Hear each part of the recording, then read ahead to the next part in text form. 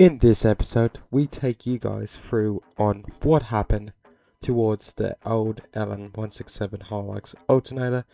We take a look at some of the potential faults that may have caused it to fail, and we look at some recommendations for use on what you should do if you're doing this job yourself in regards to replacing that alternator on a Hilux.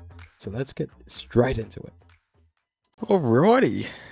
Today's the day we finally explain what failed on my alternator, on my LN Hilux. So this is the old one. If you missed part 1, you can watch it here or here. It's at the top right banner. So anyways, obviously this is the old one. I already started taking it apart, and just wanted to show you sort of like different parts of it, some potentials of why it's failed.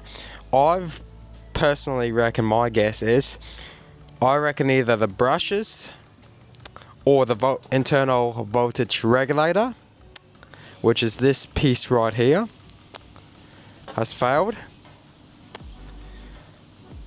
Even though the brushes of brush assembly, like the brushes internally, look very good, they could have failed. There is a bit of corrosion on them, so they could have lost contact, could have failed, but they're pretty good. Like usually these would wear down, but these are pretty good.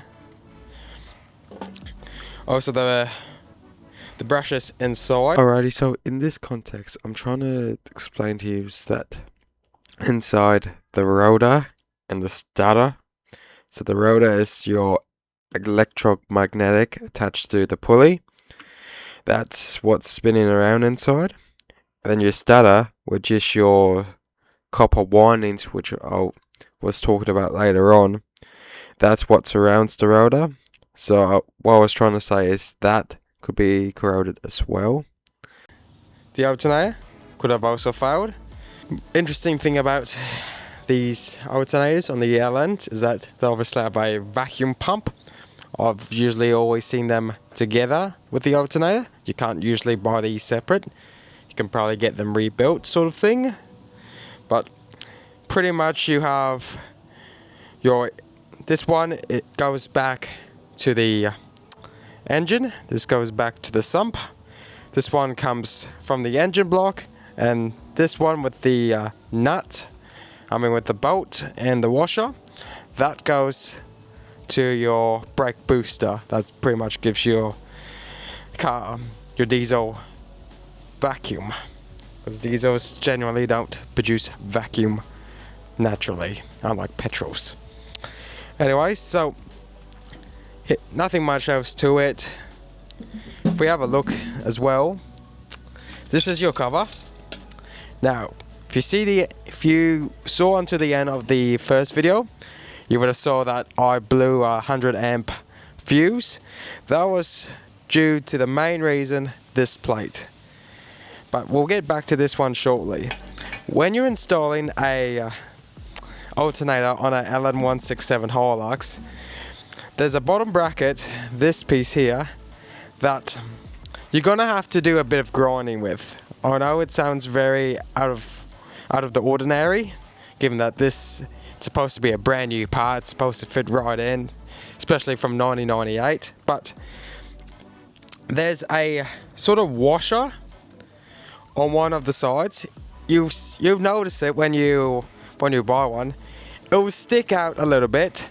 All you have to do is get like a angle grinder with like a grinding disc, and just grind that until it's flush. Otherwise, it's not gonna wanna go into the bracket that's on the actual engine.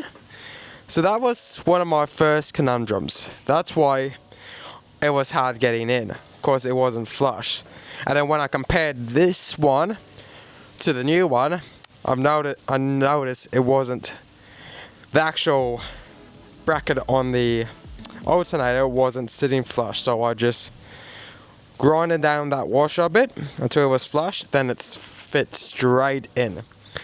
And then once I hooked everything up, you would have seen that I blew a 100 amp fuse. Obviously it was coming into contact with something. I thought at first I have a defective alternator. Then I started digging deeper. Now, one of the mistakes I did was I noticed on this, if you notice at the end here, it's actually got a little indent on this back piece, on this back plate. I thought, oh yeah, I'll do the same for the new one. Like I'll tin her up, like do the old tippy tickle on her, and just put her in. What I didn't realise was I actually went too far, and I actually caused it to short on this plate. Luckily, I didn't cause any damage, because it would have not been under warranty. Because, yeah, but it would have self-clearanced anyway. Because for some reason, on those Allens, it hits the engine mount. So it's gonna hit the engine mount regardless. So like, you gotta sort of like persuade it to go in, because when you put it in, because obviously it's on a pivot. That's how you make it tight or loose with the belt. So at first, when you put it in, it's gonna hit the engine mount. So and since it's pretty much tin, it's gonna cause an indent. So that's all good. Just make sure you don't go too far, or make sure you don't do it yourself. Just essentially let the alternator do it for you. So yeah, so I went too far in. I've actually caused it to short out on the back here. And then when I realised that, I immediately took this back plate off on the new one. And then I just tapped it back out again, put it back in, put everything back together, and she was right as rain. So I ended up having to take that brand new alternator out 3 times. The second time was for the washer, making that flush, and the third time was for that. So yeah, make sure when you're doing this job, just if it hits the engine mount, just sort of like give it a little tap, sort of let it. I should also point out that the motor alternator isn't gonna sit on the motor mount the whole time. It's only when you first put it in and you try to put the belt around the alternator. That's where it's first gonna hit. So it's gonna leave a little indent. But what I'm trying to say is, don't stress too much if it does cause an indent. Essentially, it's all right as rain, as long as it doesn't go too far in. And eventually, once you like tighten the belt and the alternator, it will push further away from the motor mount. So yeah, those 2 mistakes I've learned when doing the alternator on an LN. But essentially, nothing much else I believe would have failed on this. Like obviously, like it did smell a bit burnt inside. So like, she's definitely seen some better days. Mind you as well, this looked relatively new when I first bought the car. And looking at her now, she's a bit how you going. So she's definitely seen some better days. Although it has been through mud, sand. I washed her out multiple times, but it's only certain amount of times she can do that sort of stuff until starts to cause problems. But nevertheless, the LN does have a new alternator. It's working flawlessly.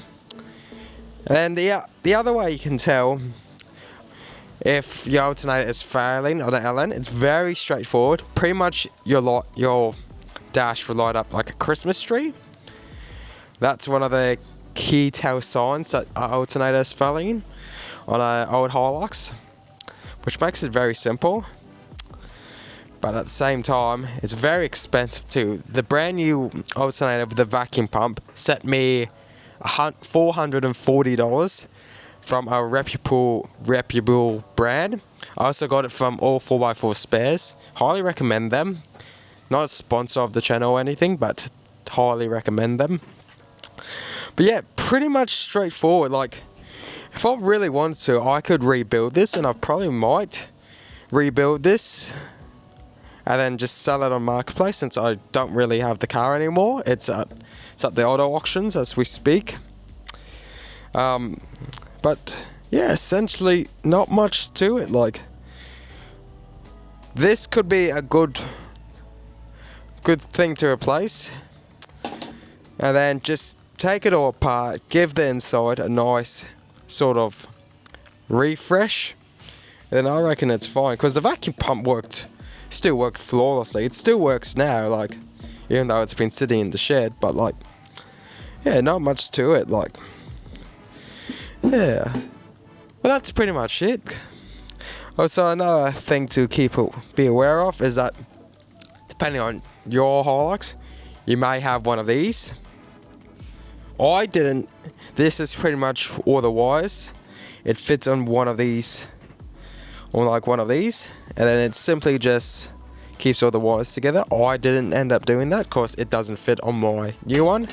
So, and plus, you don't really need it. Like, it already sits nice and flush with everything anyway, and it's all nice and tight. So you don't really need this if you don't want to. This looks factory, but yeah, it didn't really work. That's essentially it. Hopefully you enjoyed this kind of sort of closer look at this. And yeah, next week's video is going to be a very interesting one. It's pretty much when the boys and I went to the Sydney 4x4 show. Little weekend getaway. I'll see you in the next one. Adios.